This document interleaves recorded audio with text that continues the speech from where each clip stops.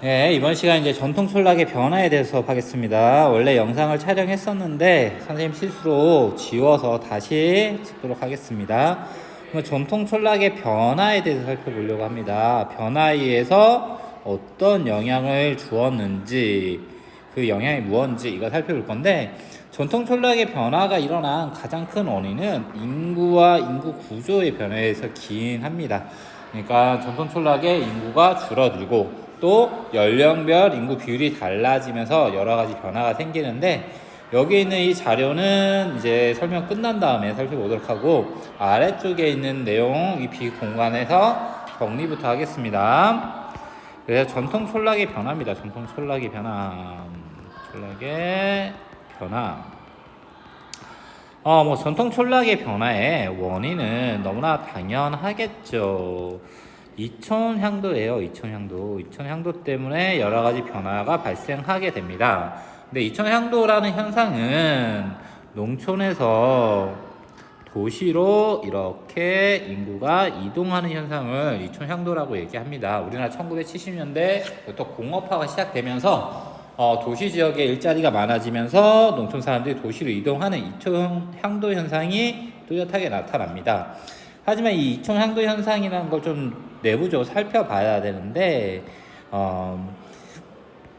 이렇게 정의를 해야 돼요. 청장년층의 선택적 이동입니다. 선택적 이동. 말이 좀 어렵죠.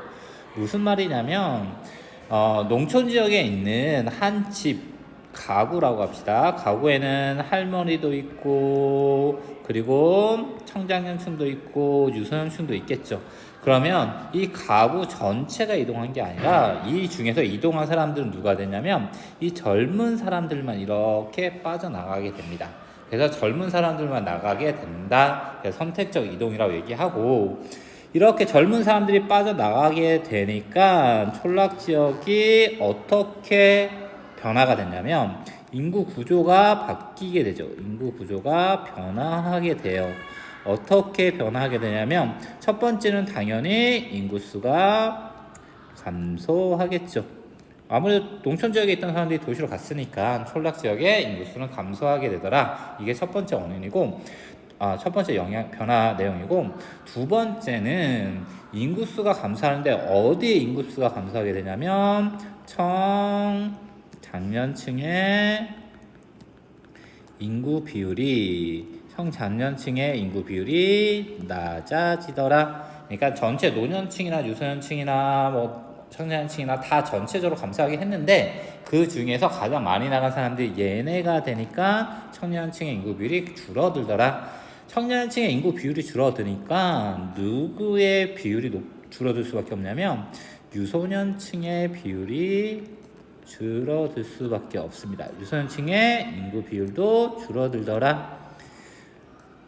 왜 그러냐면 유소년층은 결국 청장년층하고 밀접한 관련이 있을 수밖에 없어요. 청장년층이 출산을 해야지 유소년층이 생기는 거고, 또 엄마 아빠가 농촌에 살고 있었는데 엄마 아빠가 도시로 떠나버리면 유소년층도 같이 이동하겠죠.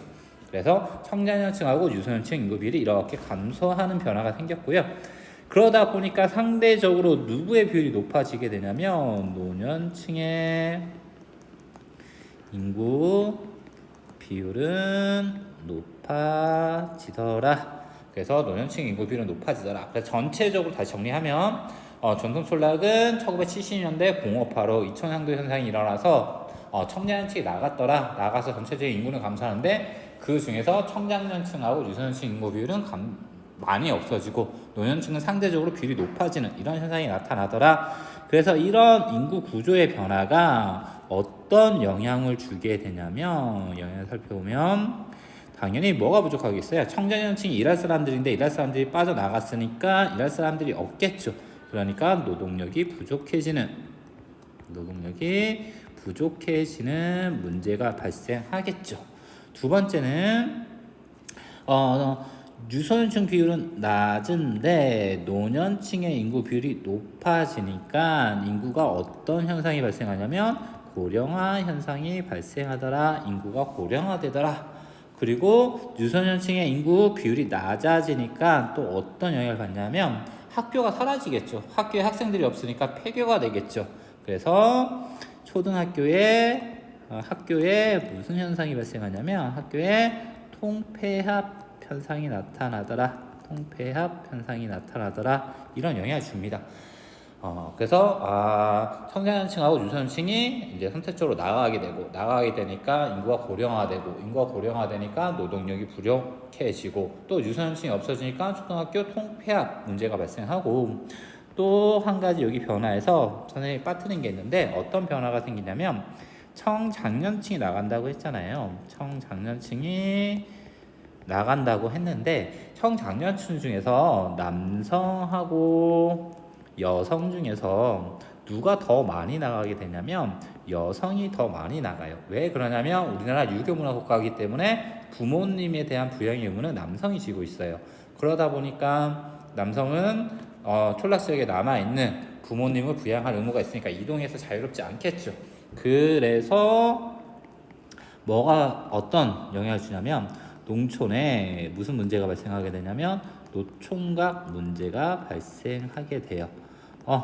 여성들은 다 나갔는데 남성들만 남았어요. 근데 남성들이 결혼을 하고 싶은데 도시로 나간 여성들이 시골로 농촌 지역으로 시집을 오기 싫어하니까 노총각 문제가 발생해요. 그래서 이런 영향을 줬고 그래서 이거에 따른 대책이라고 얘기해야 하겠죠. 대책으로 어떻게 변화가 생겼냐면 노동력이 부족해지니까 사람이 하던 일을 기계로 대체를 해요. 그래서 농업에 뭐가 이루어지냐면 기계화가 나타나요. 농업의 기계화. 그래서 기계를 통해서 농사를 짓는 농업의 기계화 현상이 나타나고요. 그 다음에는 초등학교가 통폐합돼서 나타나는 문제. 그 초등학교 통폐합되는 게 무슨 문제예요? 이렇게 얘기하는데 초등학교는 주거지 근처에 있어야 되죠. 근데 멀리까지 1시간, 2시간씩 통학해야 되니까 그게 문제가 되는 거고 농촌의 녹촌과 문제의 대책으로 뭐가 발생했냐면 국제 결혼 비율이 늘어나요. 그래서 외국에서 이제 여성들이 와서 국제 결혼을 하는 그래서 국제 결혼 비율이 늘어나고 그러니까 자연스럽게 다문화 가정의 비율도 늘어나는 이런 형태로 변화가 됐어요. 그래서 이촌향도 현상이라는 게 이러한 농촌 지역의 인구 구조 변화를 가져오고 그게 이렇게 영향을 줘서 이런 대책들이 만들어졌다 이렇게 공부해 두시면 될 것 같고요. 이 사항들 가지고 자료 가지고 한번 확인해 볼게요. 첫 번째 자료는 이게 인구수의 감소예요. 인구수가 엄청나게 빨리 감소를 했죠. 그런데 그거에 비해서 가구 수의 감소 속도는 느려요.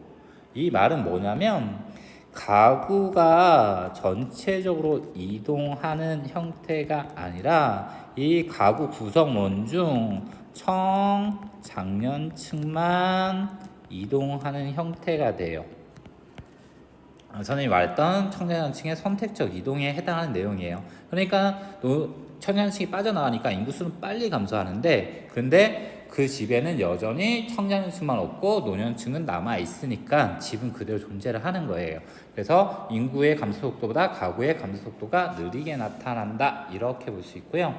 오른쪽 자료는 이제 연령별 인구 구조 변화를 나타내는 거예요. 그래서 여기서 끊어야 되겠죠. 여기를 첫 번째 이렇게 끊어야 됩니다. 이렇게.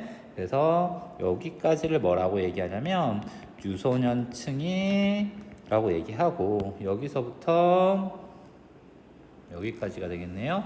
여기까지를 청장년층이라고 얘기를 해요. 그리고 여기를 노년층이라고 얘기해요. 그래서 인구 구조를 보니까 유소년층 감소했고 청년층도 감소했어요. 그에 비해서 노년층은 증가했죠. 그래서 나타난 문제가 유소년층이 감소하니까 초등학교 통폐합 문제 같은 게 발생하는 거고요.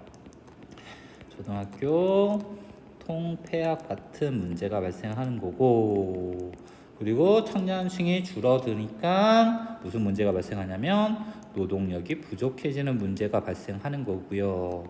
그리고 노년층이 많아지니까 인구가 고령화되는 문제가 발생하게 되는 거고 이걸 나타내고 있는 거예요. 물론 여기서는 성비를 알 수 없으니까 노총각 문제까지는 찾아내기 자료가 되겠죠.